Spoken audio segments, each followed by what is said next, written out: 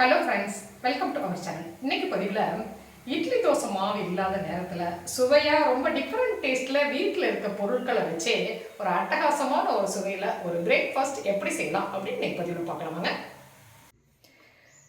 இந்த பிரேக்ஃபாஸ்ட்டு செய்கிறதுக்கு இன்றைக்கி நான் 1 கப் அளவுக்கு ஜவ்வரிசி எடுத்துருக்கிறேன். ஒரு 1/4 கப் அளவுக்கு நிலக்கடலை எடுத்துருக்கிறேன். அது ரெண்டையுமே சேர்த்துட்டு நல்லா நம்ம வறுத்துக்கலாம். நான் வறுத்த நிலக்கடலை தான் சேர்த்துருக்கிறேன். ஜவ்வரிசி சீக்கிரம் வறுபட்டுறதுனால நீங்கள் பச்சைக்கடலையாக இருந்தால் கொஞ்சம் 2 மினிட்ஸ் வறுத்துட்டு அதுக்கப்புறம் இதில் சேர்த்துக்குங்க. பாருங்கள், ஒரு 3 மினிட்ஸ் பக்கமாக வறுத்துட்டோம். அது கடலையுமே நல்லா வறுபட்டுருச்சு. ஜவ்வரிசி பொரிய ஆரம்பிச்சிருச்சு பார்த்தீங்களா. இந்த ஸ்டேஜில் நம்ம அடுப்பு ஆஃப் பண்ணிடலாம். இதை அப்படியே ஒரு 5 நிமிஷம் ஆறட்டும். நல்லா ஆறிடுச்சு இல்லையா. இதை இந்த மாதிரி மிக்ஸி ஜாரில் சேர்த்துட்டு அரைச்சி எடுத்துக்கலாம் நைஸாக. ஆனால் பல்ஸ் மோடில் வச்சே அரைச்சிக்கலாம். கொஞ்சம் கொஞ்சமாக அரைச்சிக்கலாம். ஏன்னு கேட்டால் அது கடலை போட்டிருக்கிறதுனால ரொம்ப ஓவர் இதில் வச்சோம்னா அது கெட்டி ஆகிடும். அதனால் அப்படியே பல்ஸ் மோடில் வச்சு அரைச்சி எடுத்துகிட்டு வரலாம். பாருங்கள், இந்த அளவுக்கு அரைச்சி எடுத்துகிட்டு வந்தாச்சு. இதை நம்ம இந்த மாதிரி ஒரு சல்லடையில் சலிச்சுக்கலாம். இந்த மாதிரி இதை சலிச்சு எடுத்துக்கலாம். பாருங்கள், சலிச்சு எடுத்துட்டேன் இல்லையா. இப்போ இந்த கப்பியை மீண்டும் மிக்ஸி ஜாரில் சேர்த்துட்டு இன்னொரு தடவை நம்ம அரைச்சி எடுத்துகிட்டு சலிச்சுக்கலாம்.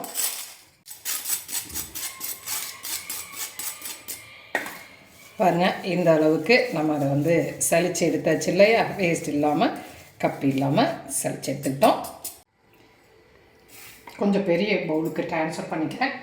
இதில் நான் இன்றைக்கி மீடியம் சைஸில் 2 உருளைக்கிழங்கு எடுத்து வேக வச்சு வச்சுருக்கிறேன். அந்த உருளைக்கிழங்கை இந்த மாதிரி நம்ம சீவி விட்டுறலாம். உருளைக்கிழங்கை நல்லா சீவிட்டோம்.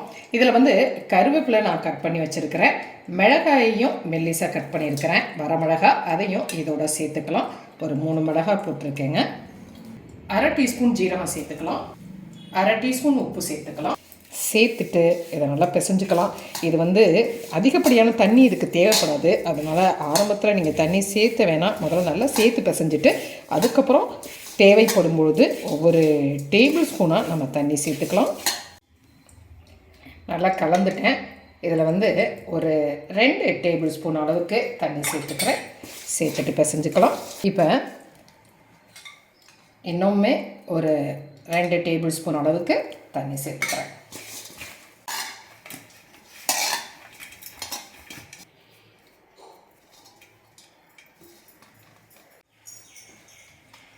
இதுக்கு ஒரு சட்னி ஒன்று ரெடி பண்ணிக்கலாம். நான் 2 பச்சை மிளகாய் சேர்த்துக்கிறேன். ஒரு துண்டு இஞ்சி கட் பண்ணி போட்டுக்கிறேன். 1/2 டீஸ்பூன் ஜீரகம், மல்லித்தலை ஒரு கப் அளவுக்கு சுத்தம் பண்ணி வச்சுருக்கிறேன். அந்த மல்லித்தலை இதில் சேர்த்துக்கலாம். 1 டீஸ்பூன் உப்பு சேர்த்துக்கிறேன். தயிர் ஒரு 1/2 கப் அளவுக்கு சேர்த்துக்கிறேன். சேர்த்துட்டு இதை அரைச்சி எடுத்துகிட்டு வந்துடலாம். பாருங்கள், க்ரீன் சட்னி அருமையாக ரெடி ஆகிடுச்சு.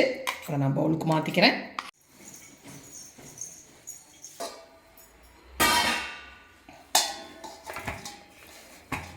பாருங்கள், இந்த மாவு இப்போ இதில் நான் இன்னுமே ஒரு 2 டேபிள் ஸ்பூன் அளவுக்கு தண்ணி சேர்த்து அதை நல்லா பிசைஞ்சுக்கிறேன். மொத்தத்தில் ஒரு 7-8 டேபிள் ஸ்பூன் அளவுக்கு தண்ணி சேர்த்த போதுமானதாக இருக்குங்க. பாருங்கள், மாவு நல்லா ரெடியாக இருக்குது இல்லையா. இந்த ஸ்டேஜில்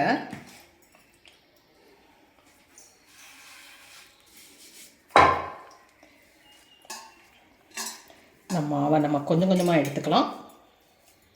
கொஞ்சம் கோதுமை மாவு சேர்த்துருக்கிறேன்.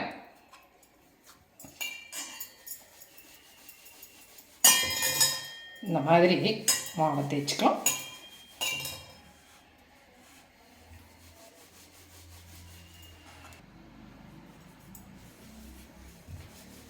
ஒரு மூடியவோ அல்லது ஒரு டிஃபன் பாக்ஸையோ எடுத்துக்கலாம். அதை வச்சுட்டு நான் அழுத்தி விட்டுறேன். எக்ஸ்ட்ரா போர்ஷன்ஸ் எல்லாம் நம்ம எடுத்துடலாம்.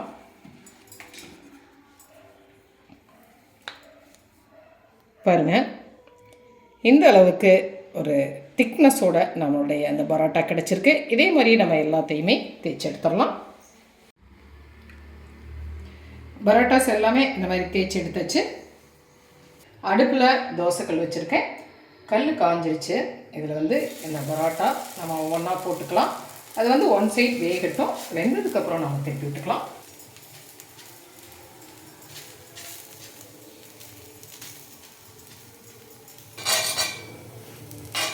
இதை அடுத்த சைடு திருப்பி விட்டுக்கலாம்.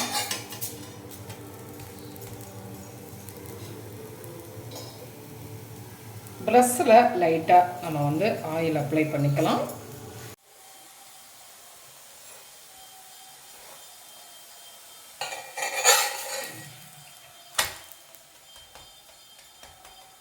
சுவையான இந்த பரோட்டா சூப்பராக இருந்து ரெடி ஆகிடுச்சு.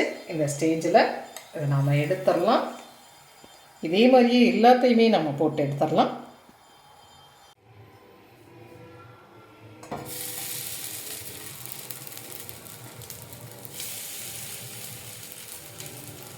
இந்த மாதிரி கல்லில் நம்ம 2 3 அப்படி சேர்த்து போட்டு கூட நம்ம வந்து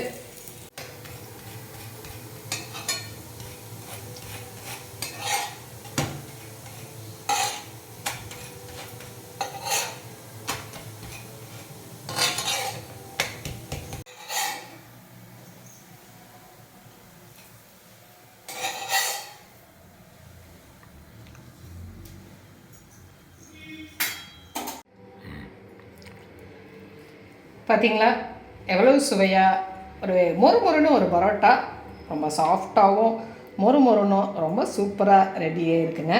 நல்ல ஒரு அட்டகாசமான ஒரு டேஸ்ட்டில் இருக்கும். இந்த மாதிரி க்ரீன் சட்னியோட தொட்டு சாப்பிடும் பொழுது செம்ம டேஸ்ட்டாக இருக்கும். செஞ்சு பார்த்துட்டு உங்களுடைய கமெண்ட்டை சொல்லுங்கள்.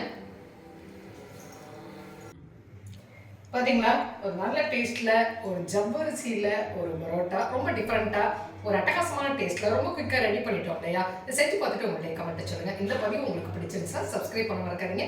லைக் பண்ணுங்கள், கமெண்ட் பண்ணுங்கள், ஷேர் பண்ணுங்கள். மற்றொரு பதிவில் உங்களை மறுபடியும் சந்திக்கின்றேன். நன்றி.